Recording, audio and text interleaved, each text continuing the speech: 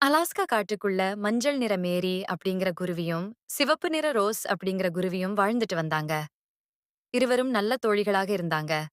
ஒரு நாள் ரோஸ் குருவி சாப்பிட வீட்டுல சாப்பாடு இல்லாமல் இருந்தது. ரோஸ் குருவி பசியா இருக்கிறத கவனிச்ச மேரி குருவிதான் சாப்பிட வச்சிருந்த பழங்களை இருவரும் சேர்ந்து சாப்பிட்டாங்க.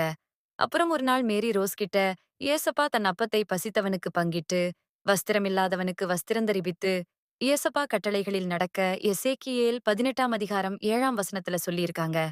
மழைக்காலம் முடிந்து பனிக்காலம் ஆரம்பமாயிடுச்சு.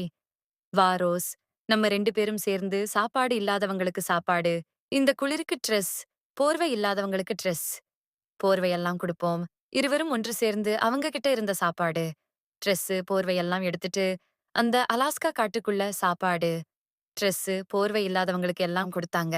ஏழைக்கு இறங்குகிறவன் கர்த்தருக்கு கடன் கொடுக்கிறான். அவன் கொடுத்ததை அவர் திரும்பக் கொடுப்பார்.